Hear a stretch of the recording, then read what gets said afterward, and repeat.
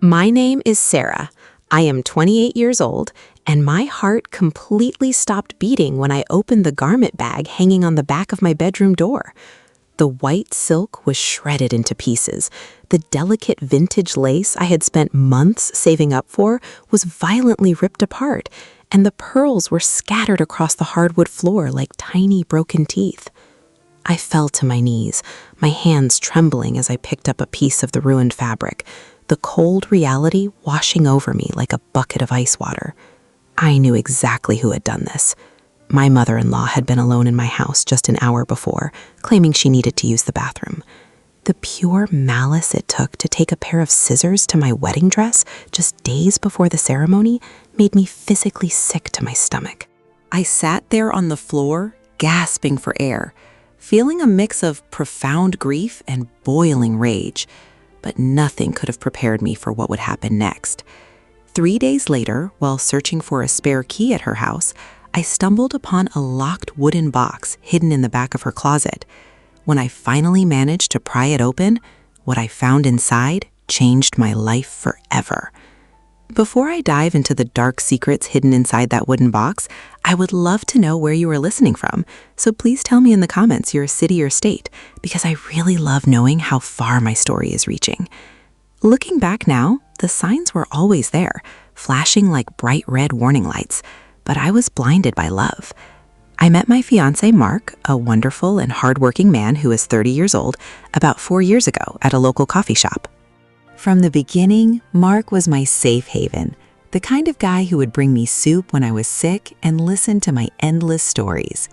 Our relationship was peaceful, built on mutual respect and a deep connection. But that peace was threatened by a dark shadow hovering over us. That shadow was his mother, Evelyn. Evelyn is 55 years old, a woman who presents herself to the world as the perfect matriarch, but behind closed doors, she was a master of emotional manipulation. I remember the very first time Mark introduced us, the way her eyes scanned me, judging every aspect of my existence.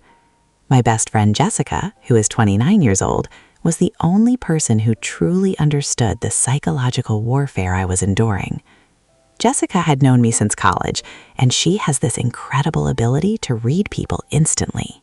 The first time she met Evelyn at a small birthday gathering we hosted, Jessica pulled me aside into the kitchen and whispered that there was something deeply unsettling about Mark's mother.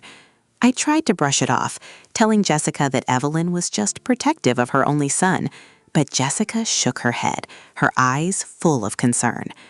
"Sarah, that woman doesn't love him like a mother should," she warned me. "She looks at him like a possession, and she looks at you like a thief who is trying to steal her most valuable asset." At the time, I thought Jessica was overreacting, but as the months turned into years and our wedding day approached, Evelyn's behavior shifted from subtle, deniable insults to blatant acts of sabotage. She would conveniently forget to tell Mark about important family events, so I would look bad for not showing up. Or she would make backhanded compliments about my career and family background. The wedding planning process quickly devolved into an absolute nightmare. Mark and I were paying for the entire wedding ourselves, working extra hours and sacrificing our weekends just to afford a modest celebration with our closest friends and family. I took on freelance design projects late into the night, my eyes burning from the screen, just so I could save enough money for my dream dress. It wasn't anything extravagant, but to me, it was a masterpiece of vintage lace and delicate silk. When I finally brought it home and hung it in my closet, I felt a sense of pride and overwhelming happiness. I would sometimes sit on my bed and stare at the bag, imagining Mark's face when he saw me walking down the aisle. Evelyn, of course, hated the fact that we were paying for everything because it meant she had no financial leverage to control our decisions. She demanded we change the venue, complained about the menu, and constantly reminded everyone that if we had just let her handle things, the wedding would have been elegant instead of a cheap DIY disaster. The tension reached a boiling point exactly 5 days before the wedding. Evelyn had stopped by our house unannounced, a habit she had developed to assert her dominance over our shared space. Mark was at work, and I was in the middle of a stressful conference call in my home office. She let herself in with the spare key Mark had given her for emergencies, holding a basket of muffins that felt more like a Trojan horse than a genuine peace offering. I muted my microphone and politely asked her to wait in the living room while I finished my meeting. She gave me a tight, fake smile and said she just needed to use the upstairs bathroom because the downstairs one lacked her preferred brand of hand soap. It was a bizarre excuse, but I was too distracted by my work to argue. I heard her footsteps on the stairs, the creak of the floorboards in the hallway, and then silence. About 20 minutes later, she came back downstairs, her face flushed, carrying an empty expression. She quickly announced she had to leave for an appointment, leaving the muffins on the kitchen counter. I didn't think much of it at the time, completely unaware of what she had done. It wasn't until later that evening, when I went upstairs to grab a sweater, that I noticed my bedroom door was slightly ajar. I always kept it closed to keep our cat out of the room. A cold, dreadful feeling washed over me as I pushed the door open. That brings us back to that horrible moment I described earlier. Seeing my beautiful, hard-earned wedding dress slashed to ribbons broke something deep inside my soul. I remember touching the jagged edges of the silk, my fingertips tracing the violent cuts made by a pair of heavy scissors. The sheer brutality of the act was terrifying. Who does something like this? What kind of hatred must consume a person to destroy something so pure and symbolic? I sat on the floor for hours, crying until my eyes were swollen shut and my throat was raw. When Mark finally came home from work and found me surrounded by the ruins of my dress, he dropped his briefcase and rushed to my side. He was pale, completely in shock, asking me repeatedly what had happened. Through my sobs, I told him that his mother was the only person who had been in the house, the only person who went upstairs, the only person who hated me enough. The argument that followed was one of the most painful experiences of my entire relationship with Mark. He wanted to believe me. I could see the conflict in his eyes, but accepting that his own mother was capable of such malicious, calculated cruelty was simply too much for his brain to process. He paced around the room, running his hands through his hair, trying to find any other logical explanation. He suggested a break-in, but nothing was stolen. He suggested the cat, but we both knew a cat couldn't make straight, clean cuts through thick layers of fabric. Finally, he looked at me with tears in his eyes and said that she could be difficult, but she wouldn't do this because she was his mother. Hearing him defend her, even in his state of denial, felt like a second betrayal. I realized right then and there that without hard, undeniable proof, Evelyn would get away with it. She would play the victim, cry crocodile tears, and convince Mark that I was crazy and trying to tear their family apart. I needed evidence. I needed to expose the monster hiding behind the motherly smile. The next 3 days were a masterclass in psychological torture. I had to pretend that everything was fine, or at least that I was just grieving the mysterious destruction of my dress. Jessica came over and helped me find a last-minute replacement at a local boutique. It was a simple, plain white gown, nowhere near as beautiful as my original dress, but it would have to do. Jessica was furious. She wanted to drive over to Evelyn's house and confront her herself, but I begged her not to. If we attacked her without proof, she would win, I told Jessica, my voice cold and determined. I had stopped crying. The overwhelming sadness had hardened into a sharp, focused anger. I was watching Evelyn closely during the final wedding rehearsals. She was acting entirely too cheerful, practically glowing with a sickening kind of satisfaction. She kept offering fake sympathy, touching my arm and saying how tragic it was that my dress was ruined. But her eyes were dancing with victory. Every time she smiled at me, I felt a surge of adrenaline. I was going to catch her. I didn't know how, but I was going to tear down her facade. The opportunity presented itself the day before the wedding. Mark and I were at our house, frantically trying to finalize the seating arrangements, when he realized he had left a folder containing the vendor contracts at his mother's house. He was stressed and exhausted, rubbing his temples and complaining about a headache. I saw my window and took it. I offered to go get it, trying to keep my voice as casual as possible, telling him to stay and rest. Mark smiled gratefully, handing me his key to Evelyn's house. As I drove across town, my heart was pounding so hard I could feel it in my throat. I unlocked her front door and slipped inside, the familiar smell of vanilla air freshener and old dust hitting my nose. The house was dead silent. I found the folder on the kitchen island, but a nagging voice in my mind urged me to keep looking. I walked quietly up the stairs, avoiding the steps that I knew creaked, and went straight to her master bedroom. It felt incredibly invasive, looking through a space that was entirely hers. I searched her closet, checking behind shoe racks and bins, but found nothing. I was about to give up, feeling a wave of foolishness wash over me. Maybe Mark was right. Maybe I was just projecting my stress onto her.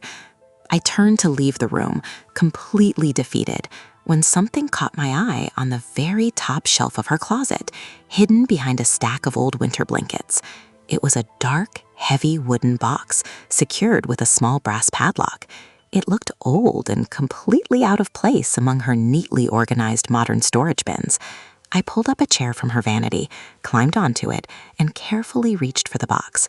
It was surprisingly heavy. As I brought it down and placed it on her bed, a strange electric current of anticipation ran through my veins. Why would a woman who leaves her bank statements out on the kitchen counter lock a wooden box in the back of her closet? I remembered seeing a ring of tiny keys in the top drawer of her desk downstairs in the living room. I ran downstairs as fast as I could, found the keys, ran back upstairs, and tried them one by one. The third key slid in perfectly, and with a satisfying click, the padlock popped open. I took a deep breath and lifted the heavy wooden lid.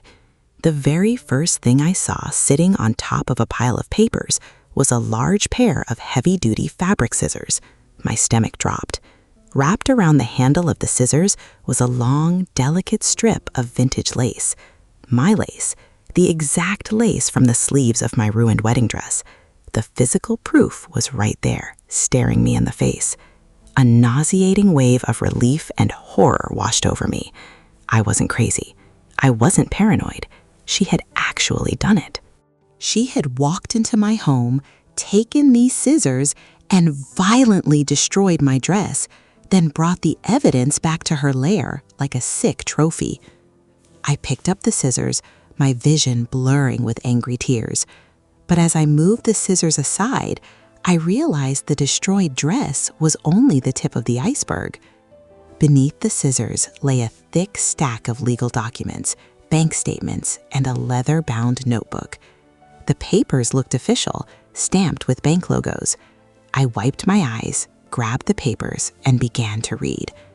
What I discovered was so profoundly evil that the ruined dress felt like a minor inconvenience. The documents were financial records, but not Evelyn's. They were in Mark's name. As I sifted through the pages, my horror deepened into absolute disbelief. For the past 5 years, Evelyn had been taking out massive personal loans and opening high-limit credit cards using Mark's social security number and forging his signature. There were property deeds for 2 small condominiums in a neighboring state, purchased under a corporate LLC, but the funding trail led directly back to the fraudulent loans taken out in Mark's name. Mark had always complained about his credit score being mysteriously low, forcing us to rent a smaller apartment instead of buying a house, but we had chalked it up to some old unpaid medical bills. We had no idea his own mother was bleeding his financial future dry to fund a secret real estate portfolio. She was stealing hundreds of thousands of dollars from her own son, destroying his credit and hoarding the assets for herself. The sheer magnitude of the betrayal was paralyzing. I sat on the edge of her bed, struggling to comprehend her cruelty. But the final nail in the coffin was the leather-bound notebook. It was a diary of sorts, a meticulous ledger of her manipulations. I opened it, my hand shaking so badly I could barely turn the pages. Inside, she had detailed her entire thought process. She wrote about how Mark was her retirement plan and how my arrival in his life was a threat to her control over his finances. There were entries dating back to the year Mark and I met where she explicitly outlined her strategies to break us up.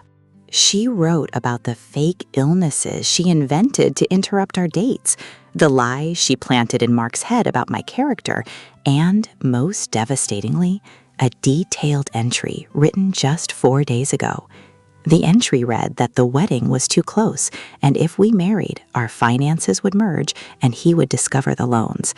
She wrote that she had to break my spirit, and the dress was the first step.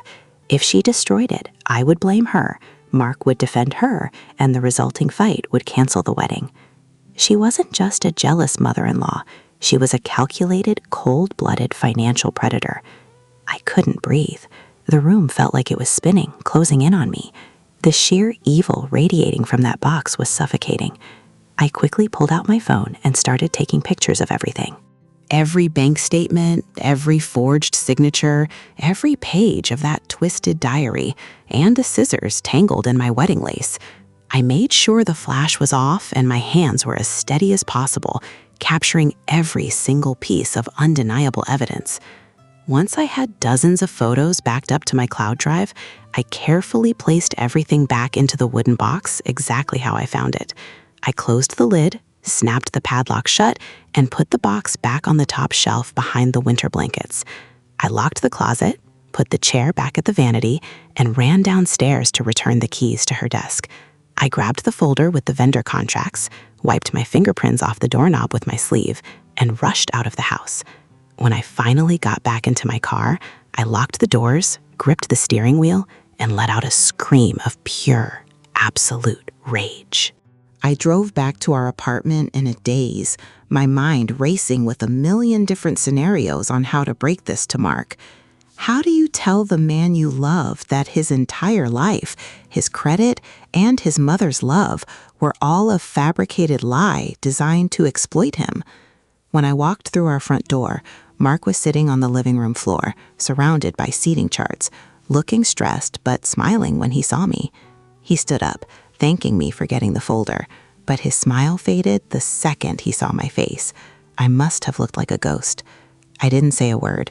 I just walked over to the couch, sat down, and pulled out my phone. "Mark, you need to sit down," I said, my voice eerily calm, devoid of any emotion. He looked confused, asking if I was okay, if something had happened on the road. I patted the space next to me. He sat down, his brow furrowed in concern. I opened the photo gallery on my phone, took a deep breath, and handed it to him. I told him I found out who ruined my dress, but that was the least of our problems. I told him to look at the pictures and brace himself for what he was about to see. I watched in agonizing silence as Mark swiped through the photos. At first, when he saw the picture of the scissors and the lace, his face flushed with a mix of anger and realization. He muttered a quiet gasp, finally accepting that his mother was the monster I claimed she was. But as he continued swiping, looking at the bank statements, the loan applications bearing his forged signature, and the property deeds, all the color completely drained from his face. By the time he reached the photos of her diary entries, his hands were violently shaking. He dropped the phone onto the coffee table and buried his face in his hands, letting out a gut-wrenching sob that shattered my heart. He wept for the mother he thought he had, for the betrayal of his trust, and for the financial ruin she had secretly trapped him in. We sat there for hours, holding each other, processing the immense trauma. We didn't cancel the wedding. Instead, the very next morning, we walked into the local police station with a printed binder of every single photograph. We filed a massive police report for identity theft, major financial fraud, and forgery, handing over everything to the detective. The confrontation with Evelyn didn't happen in a dramatic living room fight. It happened when 2 police officers knocked on her door that evening to arrest her for felony fraud. Mark and I watched from our car parked down the street as she was led out in handcuffs, screaming and crying, looking around frantically for her son to save her. But Mark just started the engine and drove away, never looking back. The fallout was immense. The investigation revealed even more hidden accounts, and the state seized the property she bought to pay back the fraudulent loans. She is currently facing years in federal prison. Mark completely cut all contact with her, changing his phone number and blocking every family member who tried to defend her. As for our wedding, we completely scrapped the big, stressful event. 2 days later, wearing this simple replacement dress, Mark and I went to the courthouse with just Jessica by our side as a witness.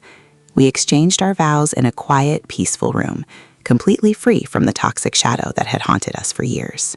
It wasn't the wedding I had planned, but knowing we had survived the ultimate betrayal, it was absolutely perfect. Looking back on this entire nightmare, the greatest lesson I learned is that true family is not defined by blood, but by loyalty, honesty, and respect. Sometimes the most dangerous enemies are the ones who smile at you across the dinner table, pretending to love you while plotting your downfall. I learned to trust my instincts, and more importantly, I learned that standing up for the truth, no matter how painful it might be in the moment, is the only way to truly protect the people you love. If I hadn't found the courage to search that house, we would be locked in a lifetime of financial ruin and emotional manipulation. Now, I want to ask you, the listeners, if you were in my shoes, discovering that level of betrayal from someone so close, would you have done the exact same thing and called the police? Or would you have tried to handle it privately within the family? Let me know your thoughts in the comments. I will be reading them. Until the next story,